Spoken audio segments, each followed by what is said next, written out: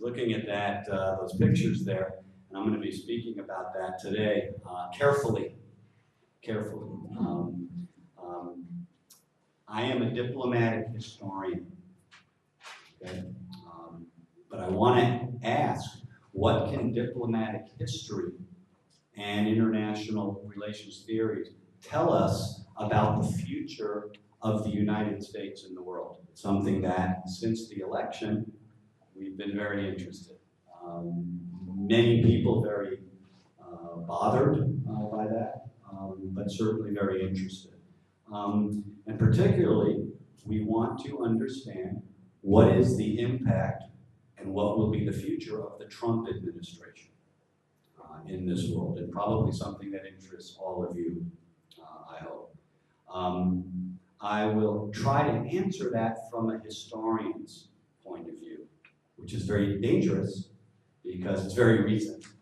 Okay, but I'm going to talk especially about trade, something that President Trump has focused a lot on, and that trade history as a way to perhaps give a warning about the Trump administration and what could happen.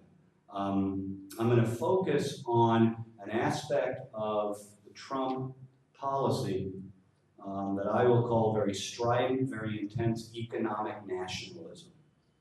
Economic nationalism. And specifically, I want to address the 1930s, the era of the Great Depression, and the mistakes made in trade and financial policies then, as a means of providing context to Donald Trump's America First, or Made in America policy. And it's America First trade nationalism. That's very intense. I think that in history informs us of the possible consequences of his approach to the global economy. And I'm sorry to say, I think it offers some very sad lessons about nationalism and the dangers of nationalism. Some have argued that Donald Trump is a realist, in which America will pick it, United States, America, excuse me for saying America, I know that's very nationalistic, U.S. nationalism. That the United States will pick its battles very carefully, rather than engage in intervention everywhere, or idealism and idealistic missions, or globalized economic policies. No. We won't hand jobs over to foreigners like you anymore. We'll save them for the United States. Wise, realistic citizens, some 63 million of them, voted for Donald Trump. Well, that was a minority of the voter total. Many of them voted for him to overcome what they saw was the oppression of globalization, of which the United States has been a leader. That nationalist thinking, though, which is disguised as realism, threatens to ruin our institutions and sources of power. Actually, the United States would be hurt by an end to globalization. And that's something realists should never want. That argument also neglects the fact that one can criticize globalization without abandoning globalization itself. Certainly, we know, you know here, that globalization and government policies always need reform and change. Perhaps one answer to changing or improving the economic system is to look at domestic sources of economic power, better tax policy, for example, infrastructure building, adjustment for workers hurt by trade.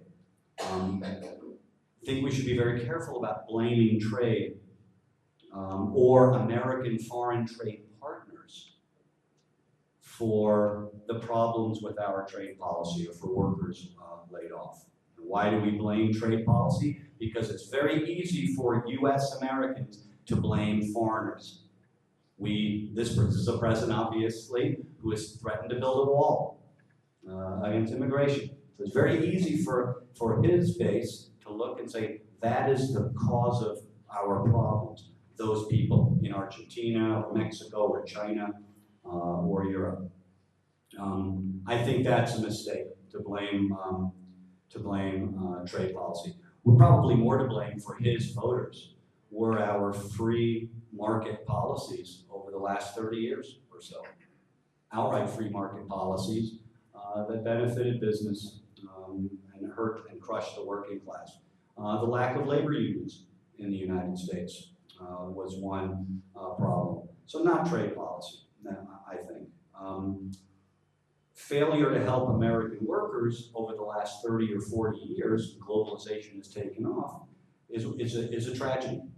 That failure to help American workers build themselves a competitive economy with widely shared benefits has been a failing.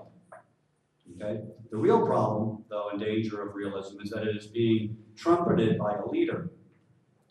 And an America that has long been the historic leader. Going back in the last 3/4 of a century, the United States has been the leader of stability, order, peace, and free trade in the economy. The United States built a record of opening itself to imports. Okay? And surely, of course, it expanded its exports and its trade too. We can get in an argument after this about whether the United States is an imperialist power, and this is imperialism, but that's a different issue. That's a different issue for me. But we did this.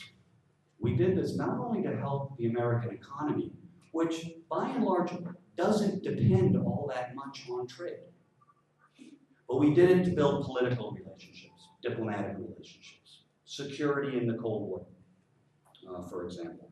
And that was very important. Give you an example for Argentina.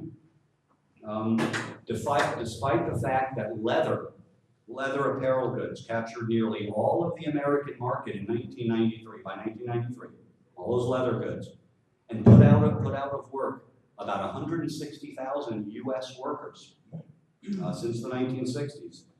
The presidential administrations from John F. Kennedy to Bill Clinton refused to raise trade barriers against Argentina and Hong Kong and Brazil and Mexico and Taiwan, who sold us these leather goods.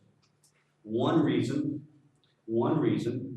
was there was a concern that economic problems might make it very hard for those countries to transition to democracy, and it would destabilize the political environment and Cold War security. Excuse me. Cold here. This could certainly be uncomfortable products, and those leather goods was critical to Argentina's turn from a military to a democratic government, and that we would hurt Argentina and its political stability by becoming protectionist. We would hurt its debt repayments, and we would certainly make sure that Argentina was strengthened as a Cold War ally. If you go back to World War II, in the 1940s in U.S.-Argentine relations, the two countries signed an agreement in 1941, just as the United States was joining World War II, was about to be attacked, and trade was cut between Argentina and Britain. So there was very little trade between Britain that was at war and Argentina, and Britain, of course, was Argentina's major trade partner. Argentina agreed to lower tariffs on over 100 items. The United States lowered its tariffs on nearly 100 items, and the U.S. even allowed Argentina to delay its cuts of tariffs until it had enough revenue to a certain level. So even after World War II, when that revenue increased and Argentina got wealthier, Argentina did not lower its tariffs. Many in America said that was protectionist, that we should punish Argentina. But American presidents said no. They said no.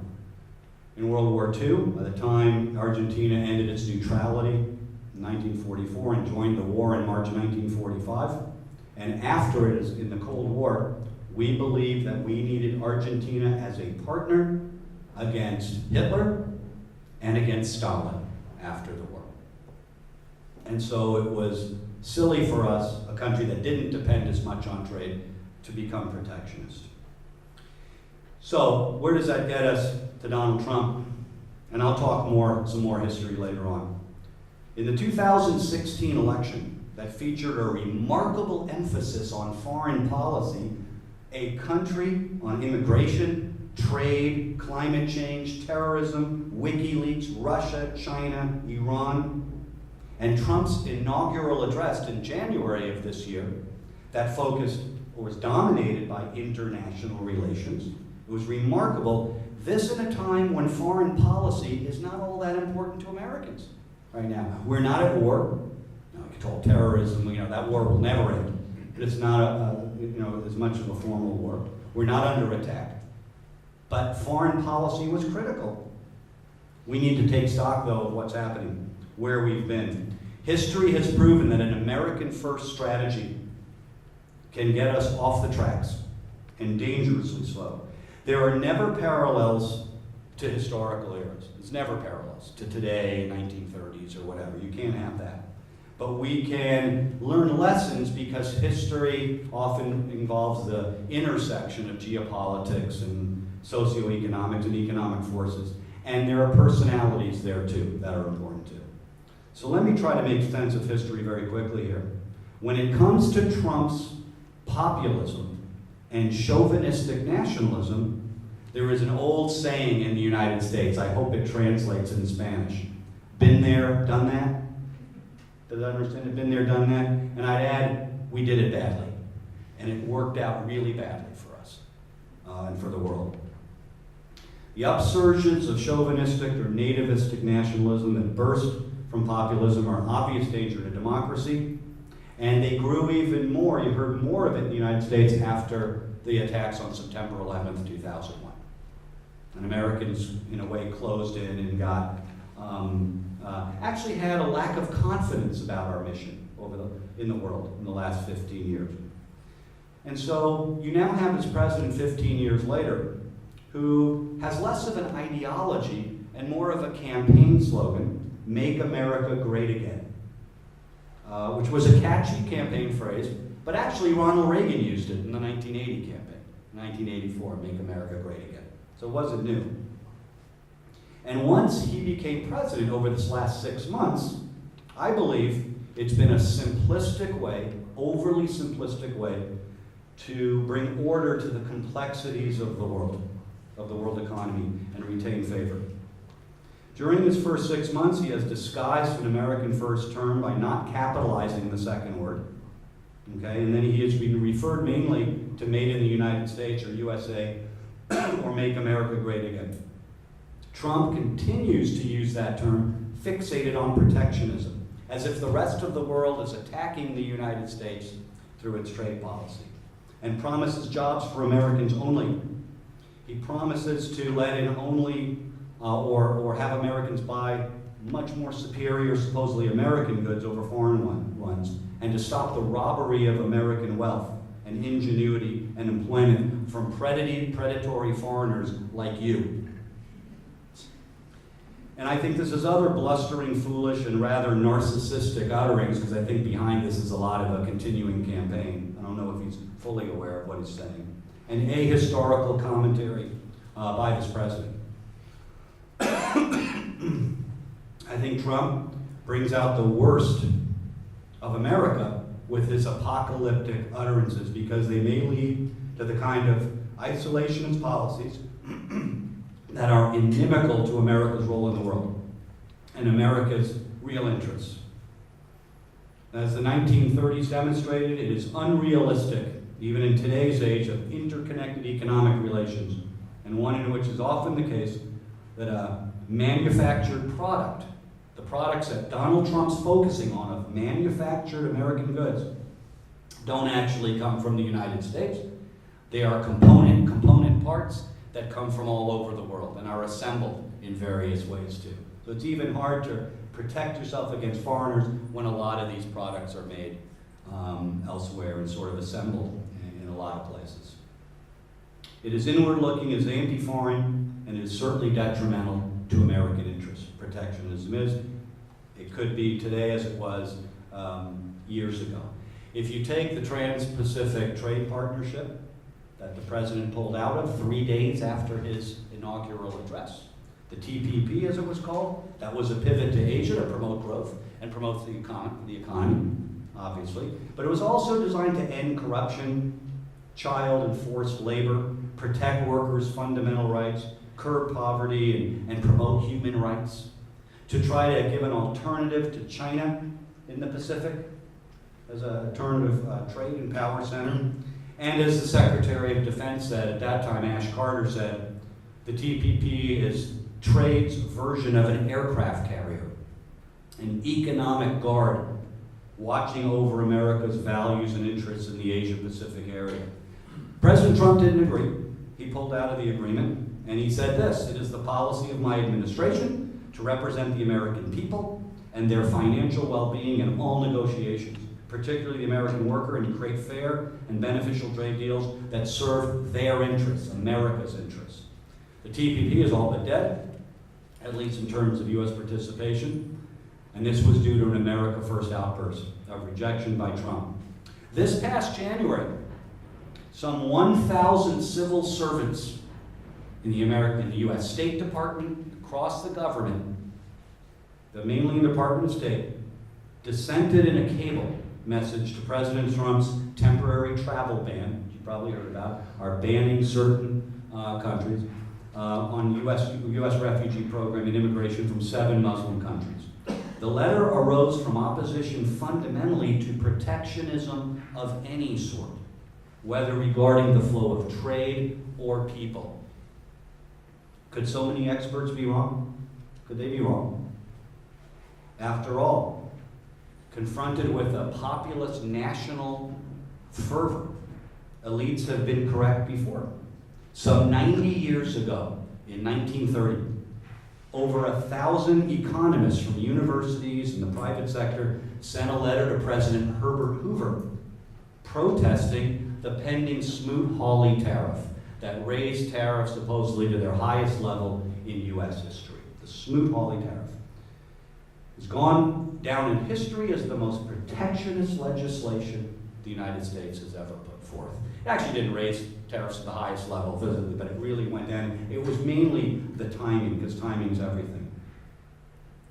On May 4th, 1930, in that letter, economists countered that the rise in tariff rates and protection would be disastrous to a majority of our citizens by raising prices to account for higher production costs. The old protectionist free trade argument. And they said that people working in mines and food and agriculture and construction and transportation, tourism across the board would clearly lose out. That is, the little guy and gal, the same constituents that President Trump says he supports, would lose out. They would remain unemployed. That was plain economics, said these economists. Yet there were those in favor of Smoot-Hawley. Obviously, it became law. Democrats and Republicans who endorsed protectionism. Some predicted a quick return to happy times. And one congressman said this: "The government cannot deny protection of the law to any of its citizens. That's government's job." Trump has essentially said the same thing, that is his job, is to protect Americans. Now, many analysts have downplayed the importance of the Smoot-Hawley tariff in subsequent history, arguing that trade doesn't really represent a whole lot of the American economy, and that they weren't critical to the Great Depression, of course, that had started the year before, the Great Depression, that lasted 12 years. And they didn't raise their tariffs to the highest level, and went on and on. There was also no massive backlash overseas from other nations. Okay, there was not this tremendous wave of protest. So were those 1,028 economists wrong? Were they simply engaging in scare tactics and hyperbole to defend their doctrinaire beliefs in free trade as economists today? Most economists today are free traders. Did Smoot-Hawley serve the next president, Franklin Roosevelt's purposes in the 1932 election, a few years later, to say, that was wrong, Smoot-Hawley, and I will put us on a better course. Don't vote for Hoover, vote for Roosevelt. And that Republican protectionism is wrong. Was it political theater? Have economists since Smoot-Hawley created a plot, a secret plot among them, among free trade economists, with internationalists after World War II, to always raise the specter, the danger of protectionism, anytime that somebody talks about protectionism. Is it their goal to say, well, we're going to return to isolationism and bad things are going to happen? Perhaps, maybe that's all true. Maybe there is a secret plot. Maybe Roosevelt was playing politics. But timing is everything. That last 8 months when Smoot-Hawley tariff was considered by Congress in late 29 and 30, added to financial and market insecurities and resulted in 2 stock market crashes. Europe's world debts could not be paid, World War I debts could not be repaid as trade revenue dried up. Financial stability, especially in the American farm sector, was undercut, was ruined. And as Trump nationalists well know, focusing on the aggregate, the total impact of trade misses essential details. The forest does not account for all the trees. Only a fraction of world trade might be affected, but in specific sectors, protectionism could deal quite a blow to the economy. The key was that when Smoot-Hawley passed, the message to the market was very clear. In the midst of the Great Depression, Smoot-Hawley was a nationalistic outlash designed to protect the American market from foreigners. We're seeing sentiment like that again. The American labor market might be great right now. I don't know if Argentina's is so great. The United States labor market is fine.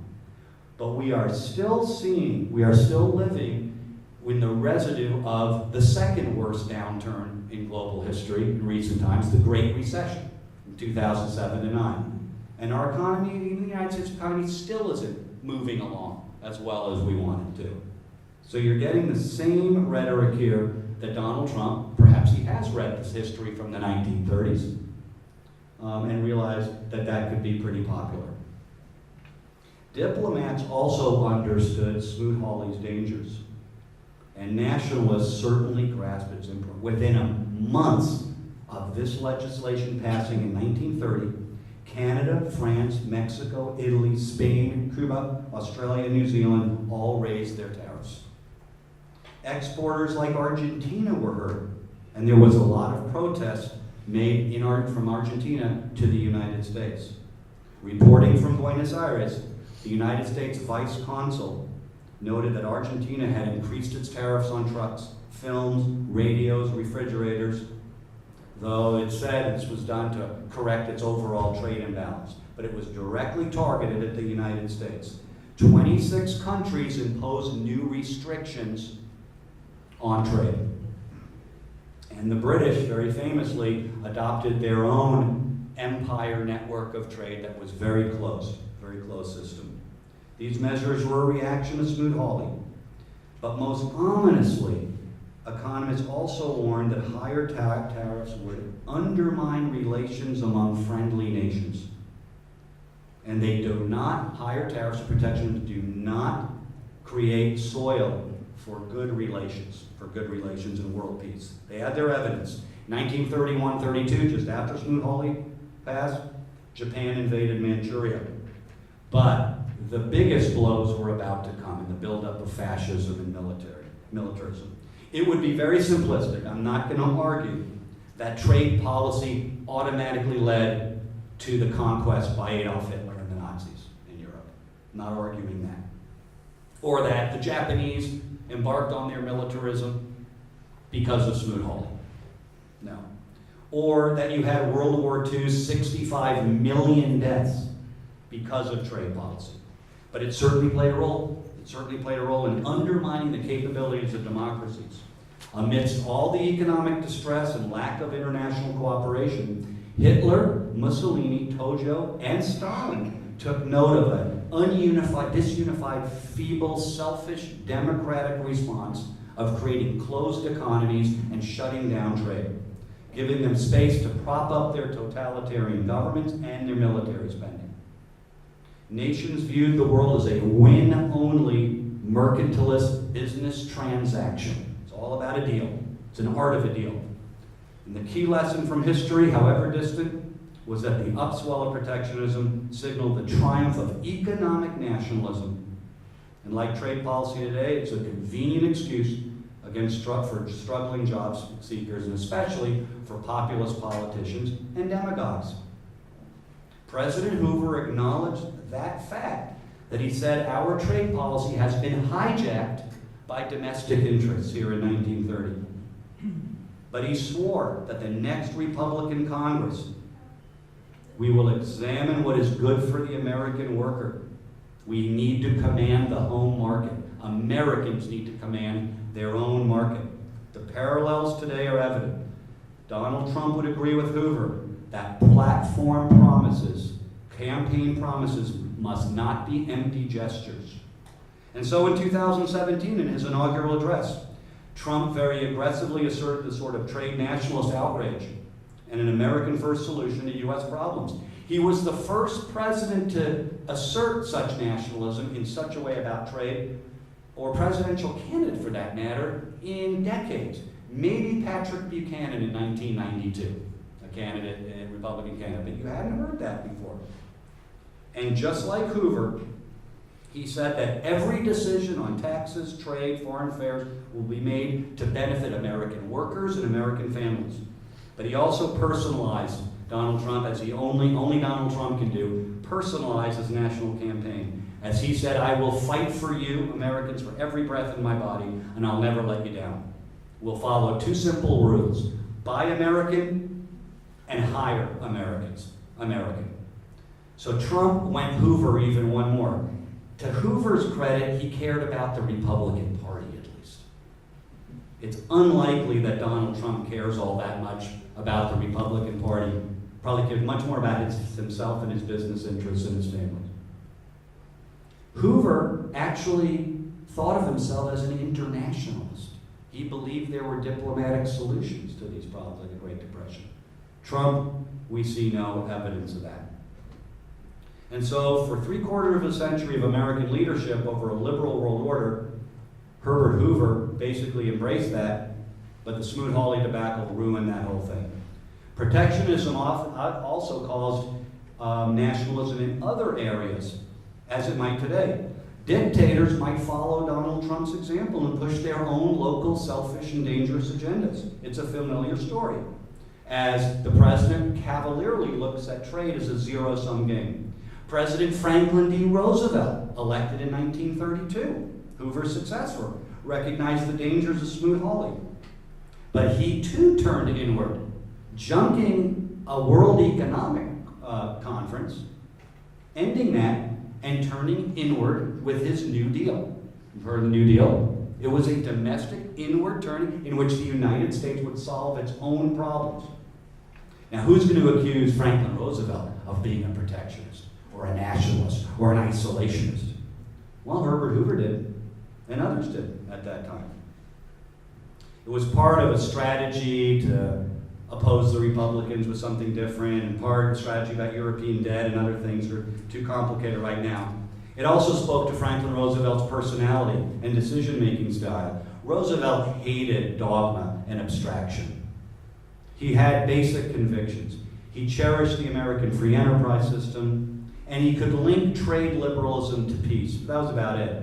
He had about a centimeter's deep knowledge about international economic affairs. Not very deep. Very similar to Donald Trump. And he understood nationalistic statements would strike a chord among American workers, and certainly those who had voted for Republicans, and he needed them to vote for Democrats in 1932.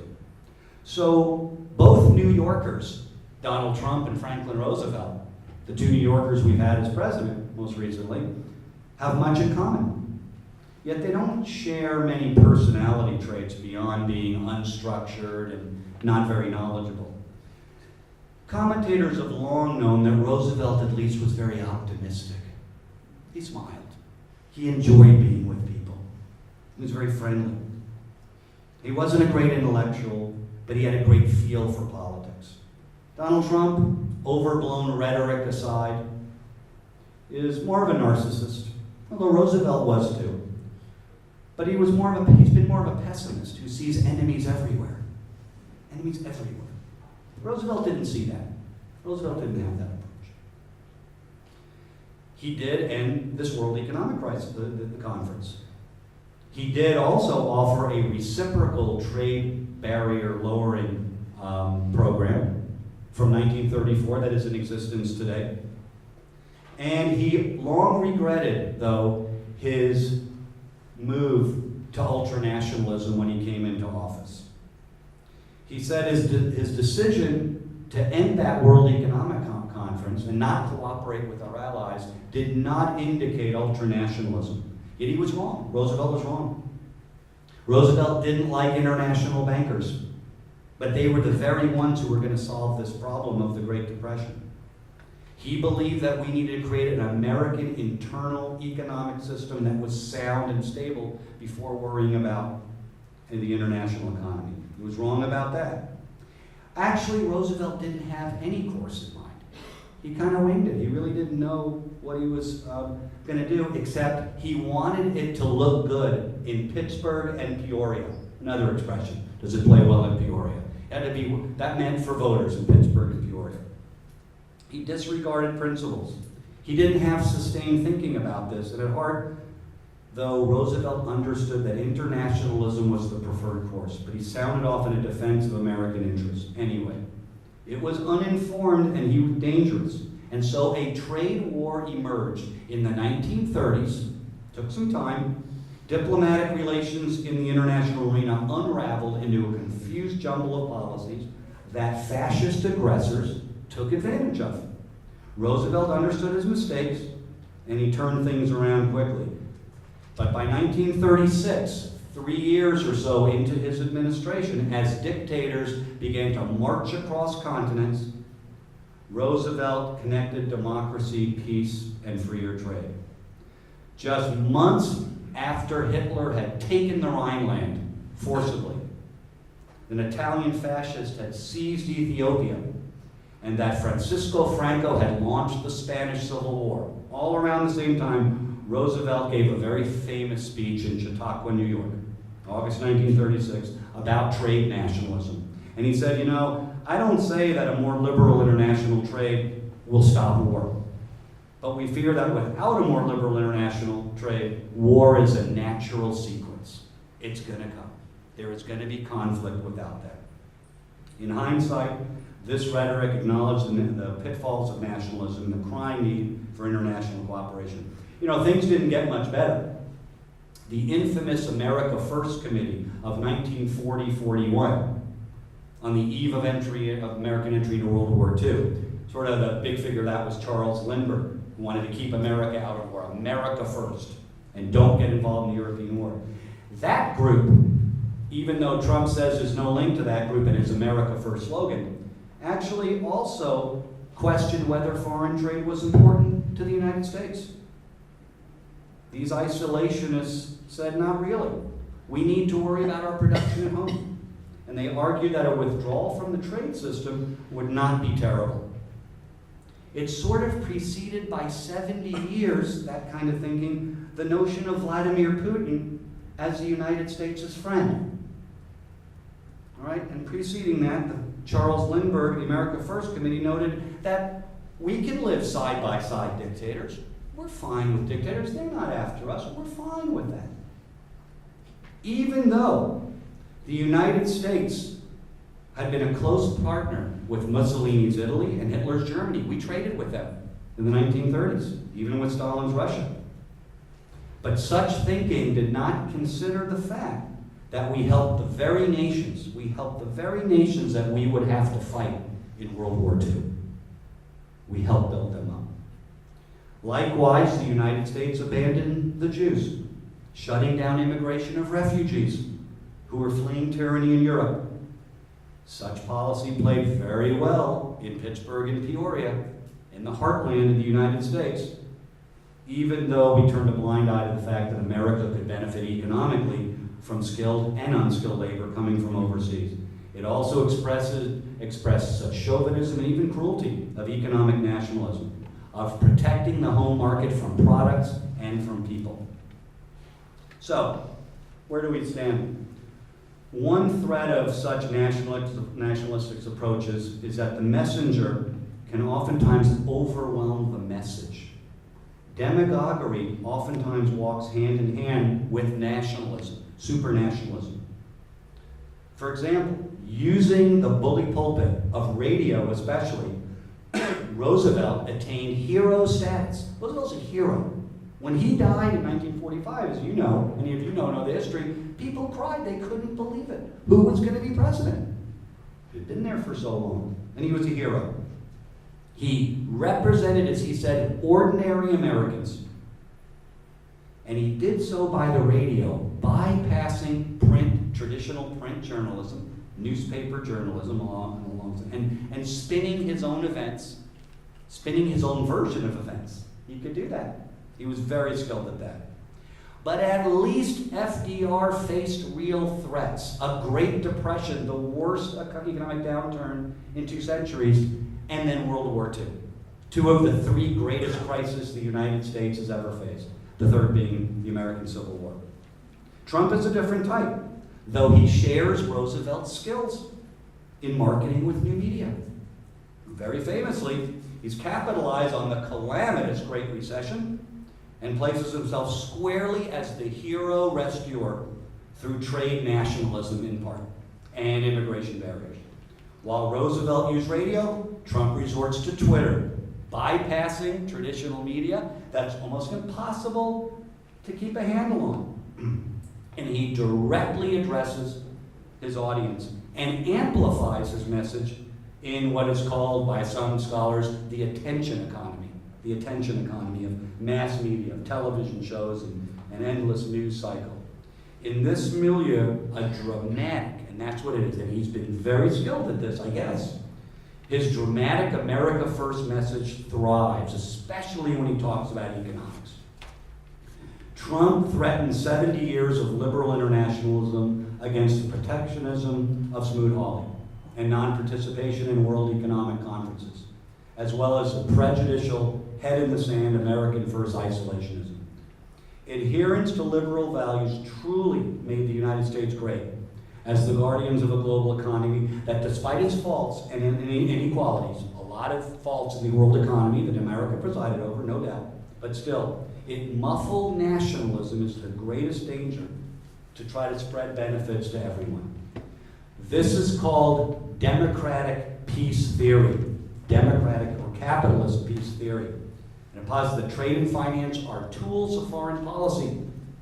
Not anything unusual, but something we should remember. It's not a new concept. That theory stretches back centuries in philosophy. On occasion, capitalist peace doctrine promotes unity through global institutions, themselves in need of constant reform and responsiveness. It has also achieved America's interests, too. Now, President Trump threatens to make America a hated, or reviled, and counterproductive international pariah that risks upsetting the global order. Although he's got one thing going for him. You can't ignore the United States. No matter how bad it might be, you can't ignore it. It's just too big and powerful of a country. Nationalism is a powerful tool that only can end in disaster. We should learn from this history. Rather than President Trump's views that we're getting ripped off all the time, as he said, as he proclaimed alongside a visiting prime minister, we should think the opposite. We should know that automation and productivity and long-term trends of a decline in blue-collar worker welfare have been the real problems with the American economy. It isn't trade. Computers, in other words, computers rather than China are the problem, or at least the challenge to deal with, okay, and that efficiency that comes with it. Trade barriers, raising them, will not reverse our fortunes. It won't reverse the worker fortune, probably make them worse, because those very workers they're designed to help also shop at places like Walmart or need cheap goods to buy. They're consumers too, so it's going to hurt them. Threats to trade might succeed in the short term and maybe kind of be dramatic and make some foreign countries listen to us, but they can lead to reprisal. What will follow, history tells us, is a more hostile international environment of recrimination and undermining world trade rules and norms, and a rise of nationalist leaders who will prompt a backlash against American interests. It happened when Smoot-Hawley passed, and now we have signs of retaliation today. They exist in Mexico and China among leaders now, talking about it. Canada has already been pulled and are primed to meet U.S. trade barriers with protectionism of their own. Say Canadians, we're fine with that. We're fine with that too. And that will weaken U.S. influence, and even threats to security and peace are much more likely. So, we had a second chance after World War II to abandon this sort of revolutionary isolationism and protectionism. Will we get a third chance if we head down the road with President Trump?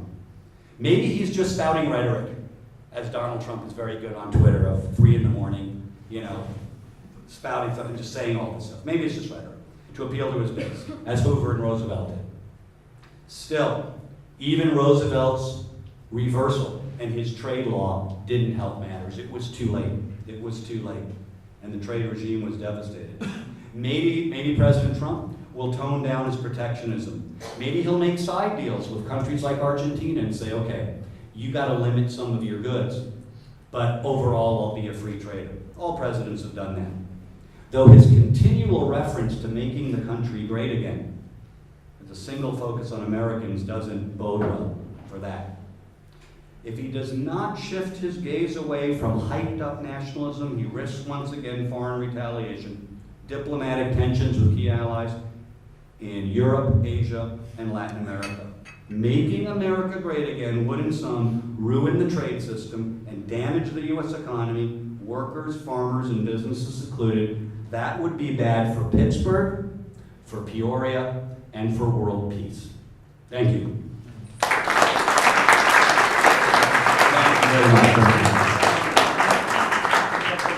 Sure. Question.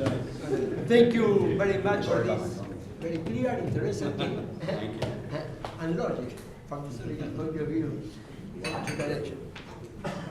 First. President Trump has a cabinet of many important businessmen who have international experience. To what extent do these people share Trump's ideas? Furthermore, the Republican Party establishment, to what extent does it also go along with Trump's ideas, especially this nationalistic leaning?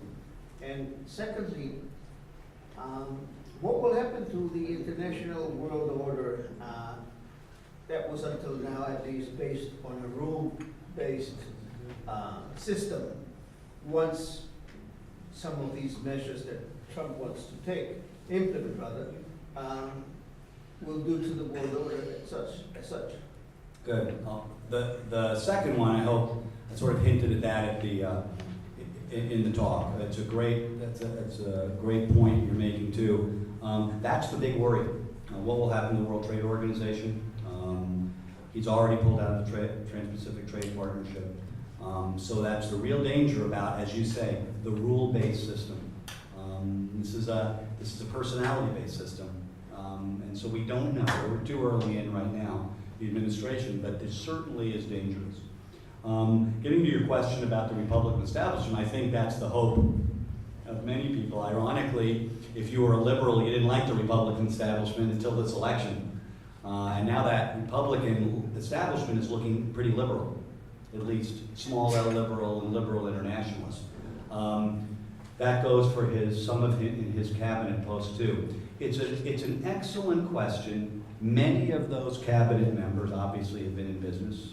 Rex Tillerson, the Secretary of State, of Exxon and others, the Secretary of Commerce too.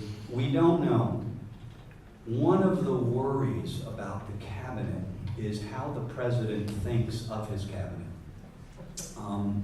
And that, I mean by that, the Jeff Sessions problem with Attorney General. There is a notion that seems pretty evident that he thinks of Jeff Sessions as his personal lawyer, that it's his lawyer, rather than the executive branch lawyer. Now, if he thinks of the rest of his cabinet like that, and these are people working for me, That's going to be a problem. Right now, we haven't seen any cabinet members resist him. Right? They're sort of agreeing with this.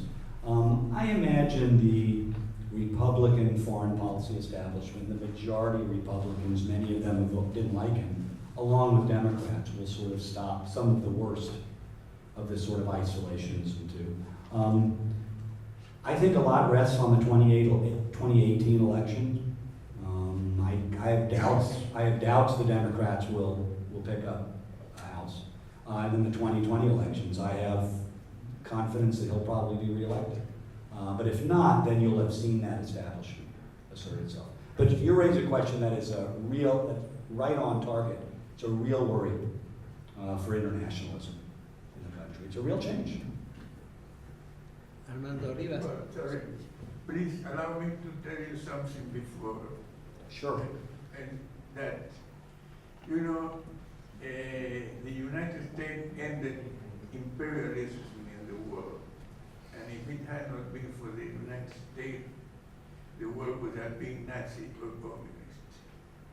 But then I want to ask you some questions. One is, what do you think that will be the relationship of the United States now with the Russians? Because apparently it was a good relationship, and now it's the second one is, what do you think that is going to happen with Trump, with the problem that he has, that they blame him to collude with the Russians for the election that is present? And the third one, and the last one, is what do you think that he's going to do with Cuba? Because I think that it is completely stupid to fight with Maduro and accord with Raúl Castro, who has been the criminals of Latin America. Thank you. I want to just say yes.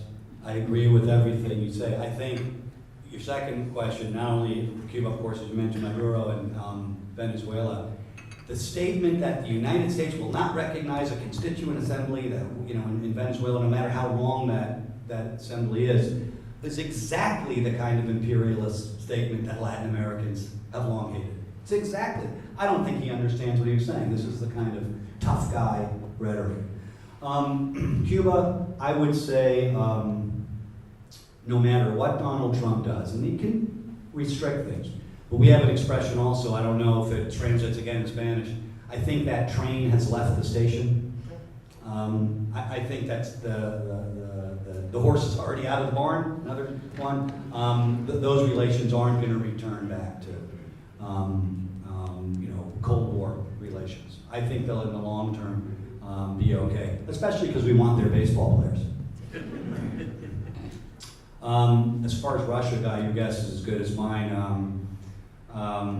Everybody thinks that Donald Trump is going to be impeached. I doubt that. About this.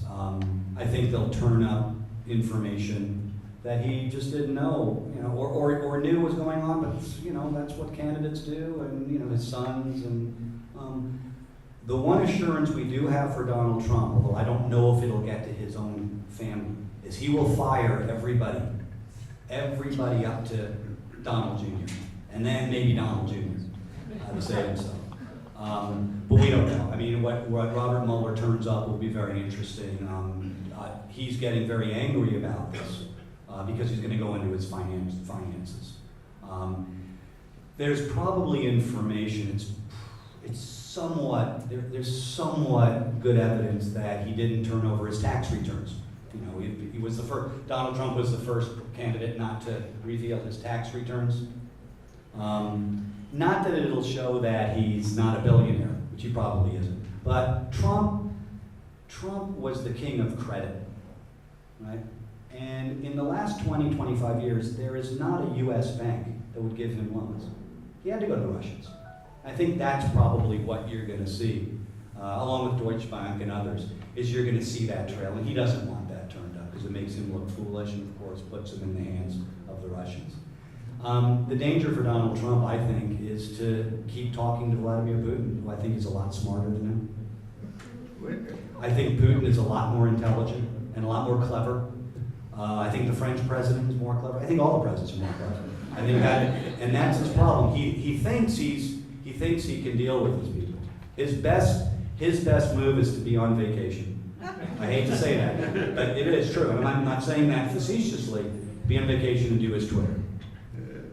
But yeah, the Russian thing, who knows? Thank you. Thank you. Thank you for the question. First of all, many thanks for your presentation. Oh, well, thank you. Your analysis gave us a lot of aspects to think about, and this is really something to think about. Let me add a comment. 1 month ago, I was at State Department during the presentation by the Secretary of Commerce. The Secretary was telling to the functionaries of the Secretary of State, you must understand that our bilateral international policy, in the trade aspect especially, our bilateral emphasis and our new policy that someone can have a mistake thinking that we have changed our mind. We are always in favor of free market, free trade, free economy. We are always, and we always believe that the world will improve and grow in the future with the same ethics that we have been maintaining during a long time, and are representing the essence of the Republican Party way to think. But we are in an emergency, and an emergency needs to take some measures, like the measures that we had unavoidably in front during the war. When you have a war, you have an economy of war, and you know that you are resigning momentarily the problem of growing, the developing of the future. Well, now we are in the beginning of a technological revolution, and this technological revolution is implying that a lot of people will lose their jobs. And this has a start in many opportunities inside now our country, and is affecting a lot of people in the center of the United States. And the response that we are giving is the response of this emergency. And it's important for us, and this was let's say a kind of message that he was transmitting, that we must not only understand this emergency, but you must transmit to the people the image of the emergency, and the idea that we are having and maintaining the principles that we had always. This was impressing me very much, because it's the first time I'm receiving a kind of an explanation of the new policy, in good terms explanation. Yeah. I would like to hear your comment on it. And I think he's from a mainstream, as we mentioned, a Republican Party mainstream that's very upset with that. And I wouldn't want to leave an impression that the middle of the country, as you call it, is not in a crisis. You know, there are problems there that have been ignored by government over the last 30 years or so, that has been pro-globalization and things like that. One point I wanted to make, though, is it's not trade's fault. It is always the scapegoat, trade. That's not the reason. There are a lot of different reasons for the United States having a problem. the bilateralism, the other point is that the United States policy might not have changed yet, but the notion of making of international economic business being a business deal, a transaction, right? And that a single president can make these deals. That's changing. That's a big change from the past. Pulling out of the Trans-Pacific Trade Partnership means that you are willing to make bilateral deals. But that means the United States is withdrawn from the multilateral. And we've always been the leader of the multilateral system. And that's what seems to work best. Not perfectly, okay?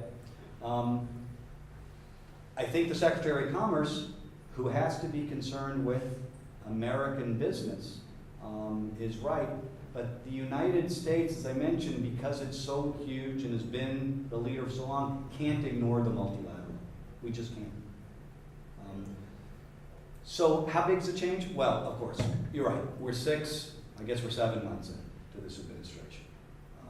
How much will it really change? How much of this is just rhetoric? We have this unusual president who continues to be on the campaign trail, right? Because I think it's the only thing he understands. I don't think he understands what the Secretary of Commerce is saying. Honestly, I don't think he cares about that. He likes the fight. But that's a powerful and sort of unsettling message from a president of the United States to say that kind of thing. America first. These are our enemies. These are enemies. Let's spread it to NATO and our NATO allies in Europe to not enforce Article 5, to not say that. It's just something that's needless and provocative.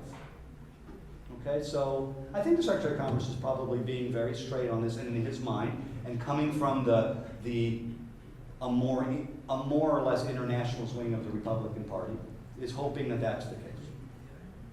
Right? I'm not so sure though. It's good comments. I'm glad you got to meet him. Embajador Colombo. Thank you very much for your outstanding presentation. It was pretty good, and I agree that there is a lot to think about.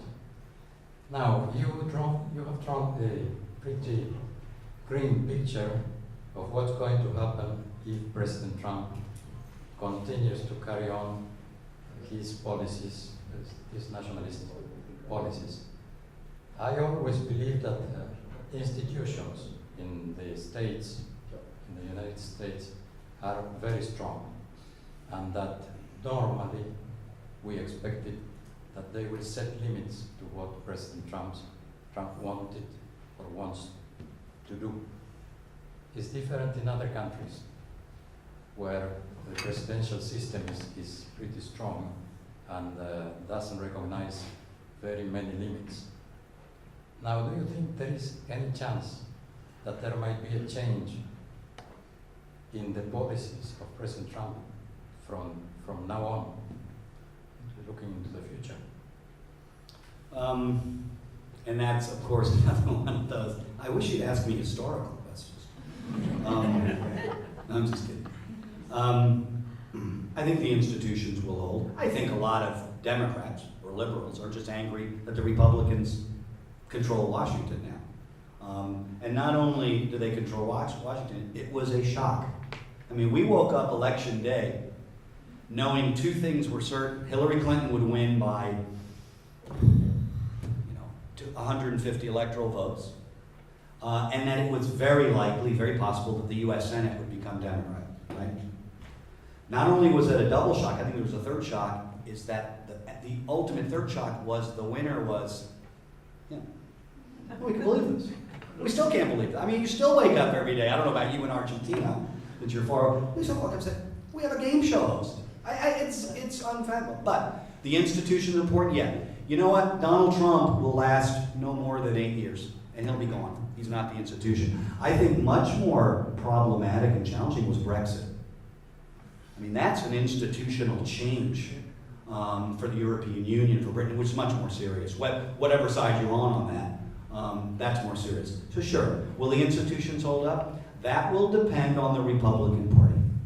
I think you're seeing signs of you saw John McCain last week with the health bill. You know, I think the Republicans will stick with Donald Trump through the tax reform and tax cut. If he doesn't get that for them, then he's in big trouble. He's going to be in big trouble. But I think the institution then that you have to look for, in my opinion, is the Republican Party itself. Will that split? You know, his institution that is now his enemy is Congress. But that doesn't make sense because the Republicans control Congress. He could do anything he wants. And to his credit, he's on vacation now saying, I don't understand it. We control everything. What's going on? Why couldn't you have a health care reform? What's going on? So he can't understand that. I think Paul Ryan and others, I think John McCain got revenge on him for what he said about him in the election. I think Paul Ryan doesn't like him. I know Mitch McConnell doesn't like him. Those are leaders. They'll use him to sign the legislation. If they can't get the tax reform or budget measures through for some reason, or if he puts up a flag or something, then you'll see it split. So that's the institution. I think you're right, though. I think the other institution, and you know, if you're a liberal, what's distressing is the courts. The courts have become fairly conservative. The State Department, as Norm and others will know, I mean, there are still 38 assistant secretary, undersecretary posts that don't have people in them. But that's a Steve Bannon role, is let's get rid of all that. They're fine with the State Department being weak. So that's another interesting thing too, is the real thinker in the administration seems to be Steve Bannon, and Miller is his assistant. The ideology is there. I don't think Donald Trump has the ideology, so I think you're probably right, is that the institutions will remain there. Yes. My question. 2 questions more. Yes. Yeah. Thank you.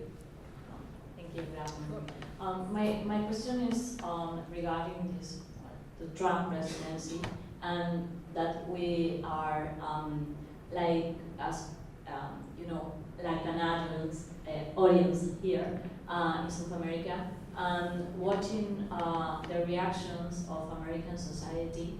You know, Women March and the Science March and all that things. Do you think that this, that is, for me as international relation graduate, is very good that people could be involved in politics and you know, raise the flag of freedom and that kind of things? And do you think that after Trump presidency, this is gonna there gonna be a change in that thing? The society will be more worried about the politicians and where they come from, just not only in the Republicans and Democratic parties, as historically are.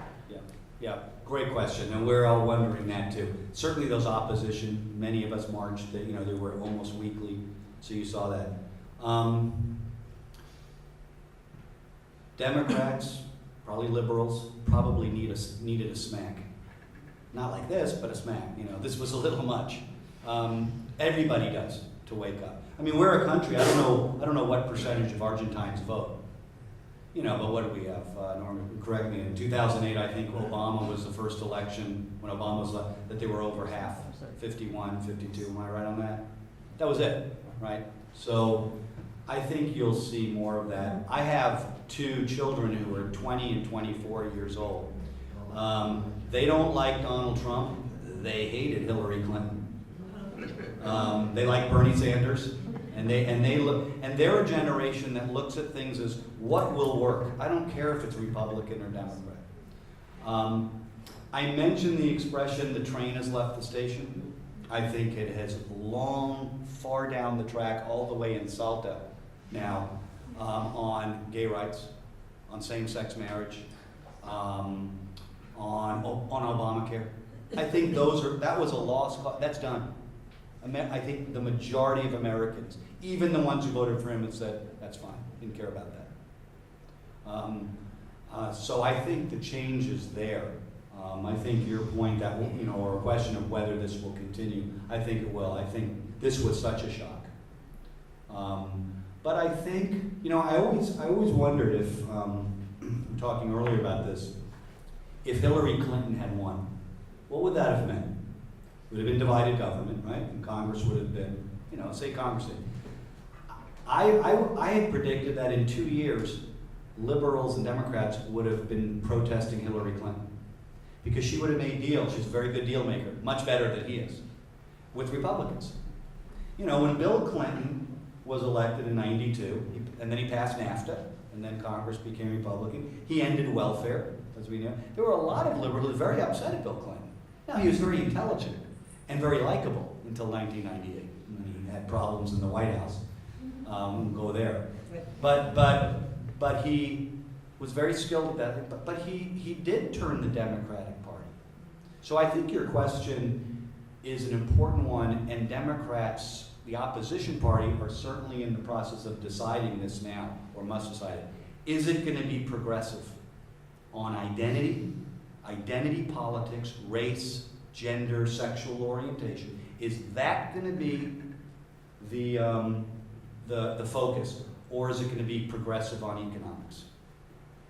All right? Bernie Sanders decided progressive on economics, and a lot of Americans responded. Okay? Hillary Clinton did the identity.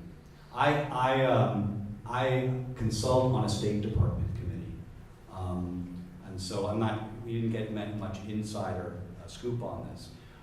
But an assistant secretary pulled me aside. He's now gone. He and his assistant are now gone.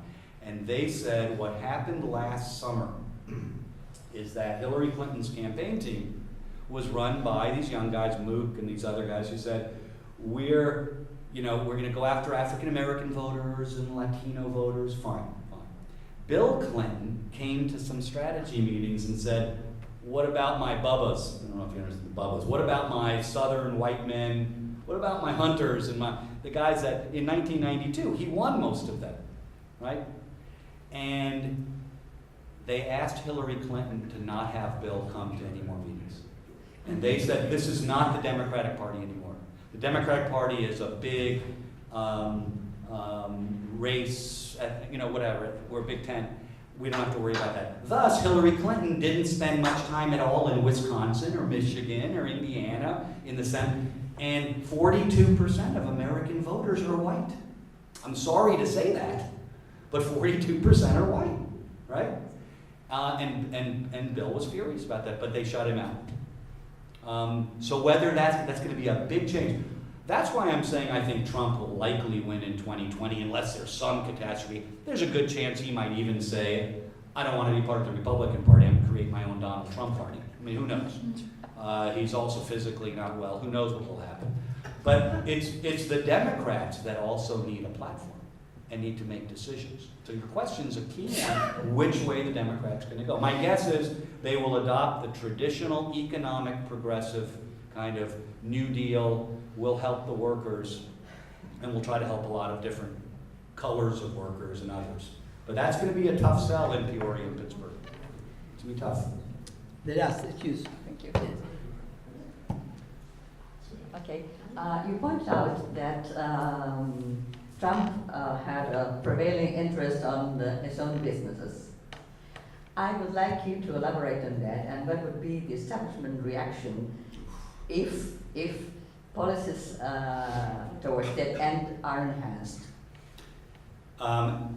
You're talking about the conflict of interest issues you got, and that's something I don't know a lot about and I certainly don't know a lot about that, but they've made the argument that the president can have a conflict of interest. Now, even the Constitution has its emoluments clause, and we'll see. I think a lot of the legislation or court cases or law are working their way through now. Much to the frustration of people who hate Donald Trump, it takes time. I think in the next 2 years you'll see now lawsuits and other things like that. He's claiming he's fine, and that his sons, right? His sons, or maybe Ivanka, I don't know if Ivanka's there, but his sons have control of him. I can't imagine Donald Trump not talking about his businesses with his sons. We know Jimmy Carter put his peanut company absolutely off limits. Absolutely, they've all done it. Trump doesn't think so. So, I mean, I was being very mean and nasty, saying that, you know, all Donald cares about is himself. Actually, I think he cares about himself. A lot of it. Whether, though, these court cases and other things will have an effect, I don't know. I can't answer that. I'd love to answer it. I'm not going to be surprised, though, if they start telling him, you're going to have to divest or disinvest in this. And it will be a storm of protests from Donald Trump. You will see tweets. If the Twitter hasn't been bad already, you will see it going crazy. Because we already know with the Mueller investigation, they've started looking at his family and family financing, and that has gotten him really furious too. So hold on, let's just hold on. It should be, if I come back next year, we'll see. It could be a lot of fun. Thank you, Dave. Oh, thank you.